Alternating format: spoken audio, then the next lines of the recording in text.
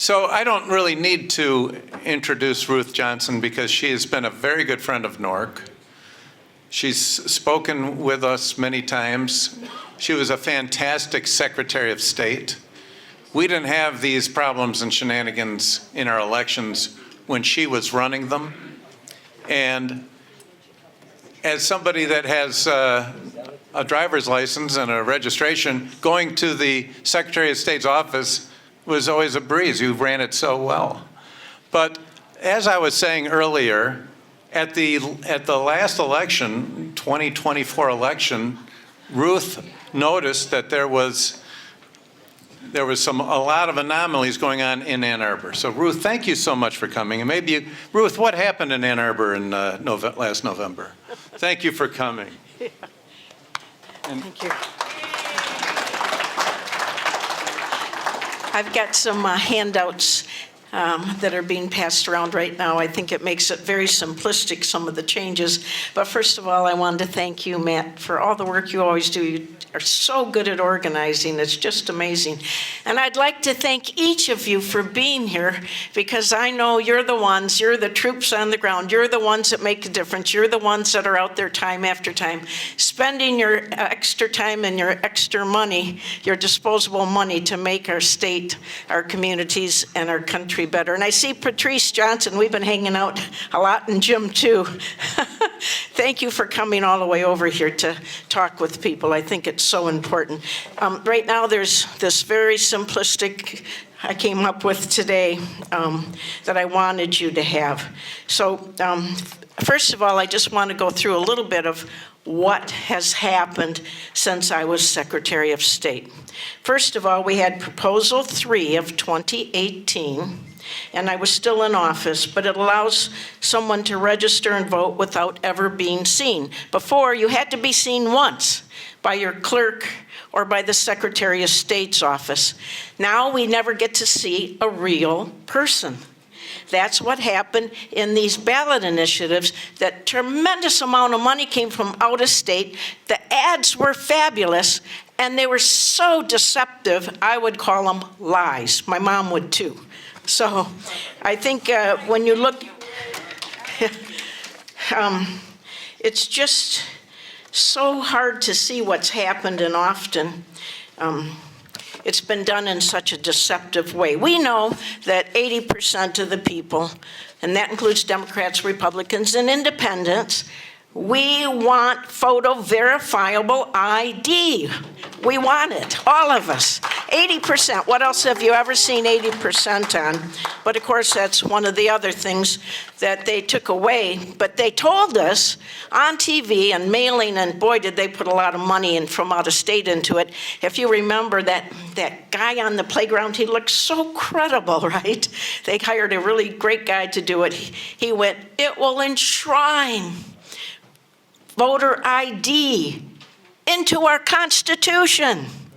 But if you looked way down, many more words, or none at all. And that's what a lot of people didn't know, and that's why it passed, unfortunately. So some of the other things that it did is it enabled people to register and vote in 14 days prior to the election, and they can register without ever showing any ID. And I've had the media say, but that was under your watch too. Yes, but we had 45 days to make sure you were who you said you were. Now we have same-day registration and voting, and no real-time way to check it at all. Nothing. Zero. And people didn't know that when they told them, let's have same-day registration. Does that sound good? Of course.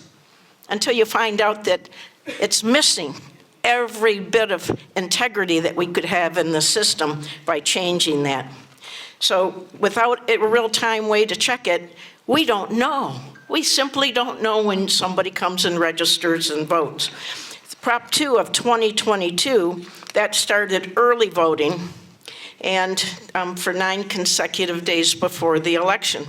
Much harder for people that are volunteering their time to watch. 9 days is a lot. We accept overseas ballots postmarked by Election Day, even if they're received 6 days after the election. And it prohibits get this, it prohibits requiring photo ID for voting. Prohibits it. Can you imagine? You cannot make someone show any kind of photo ID. So voters can fill out one absentee ballot application, and they continue to get ballots for up to 6 years. And we have no system to take people off after they've moved until after 2 federal elections. And even then, it's not easy to do if you don't feel like doing it, right? If you're the Secretary of State and you really don't care, they can stay on. Right now, the qualified voter file, and I had it below 100%. As of yesterday, it's 103.1. I'm not great at math, but we don't have 103.1 qualified voters in this state. It's just wrong. This Secretary of State does everything she can not to clean up the voter rolls. Most of you, if not all of you, know about the Chinese national that voted. And I think what happened was you have all these groups that are at the colleges urging these young people to register and vote. I believe he did, and then he figured out he shouldn't have. After he went back to his dorm and talked to his friends, he ran back and said, "Give me the ballot back." But it had already been counted, and we don't know whose ballot is whose.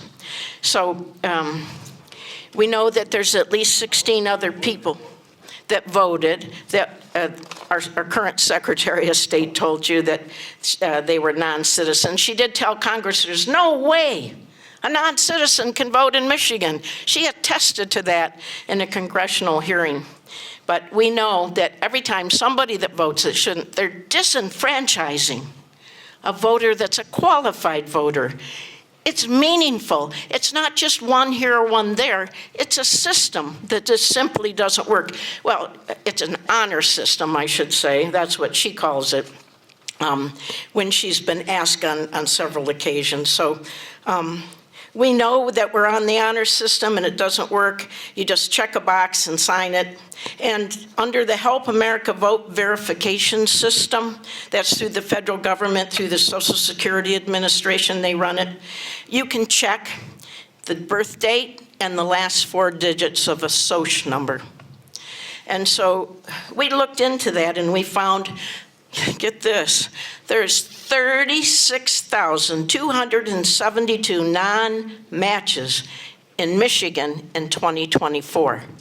That means the name does not match with the birthday with the last 4 digits. Now, we wanted to know, what causes this?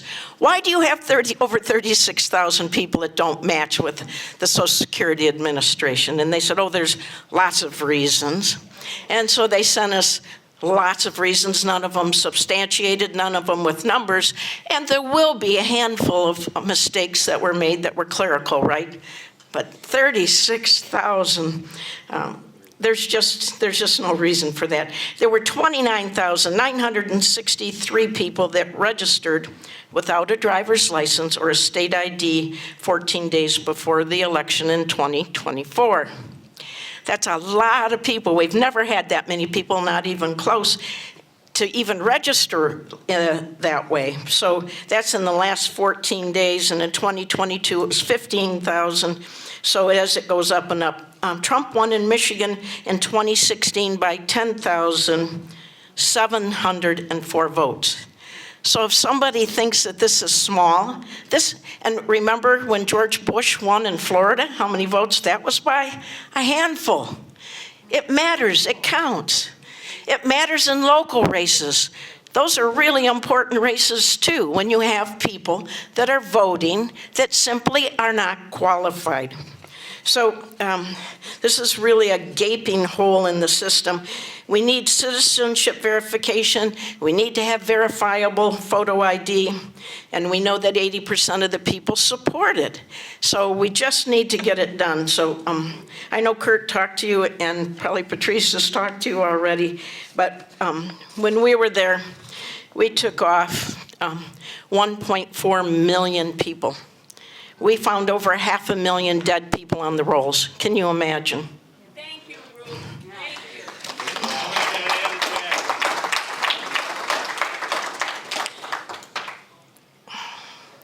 You know, as the past Oakland County Clerk Register of Deeds and the past Secretary of State, I spent years working on voter registration, and let me tell you, the only people harder to track of those voters is the politicians that are changing their minds these days. This is something that has to be done. It can't wait. We have to all work for it. And we started in 2014 before there was even any question about it. It just makes sense. And there's one other thing I'll tell you that would be very helpful. I worked with Candace Miller when she was in Congress. She used to be our Secretary of State, as most of you know, on the Voter Registration Efficiency Act. Because right now, when you move, say, to Florida, you're staying on Michigan rolls. And our Secretary of State is sending under your local clerk's name a ballot. And then she told them not to verify signatures. So it's, you know, you've got two places, two big leaks in the system.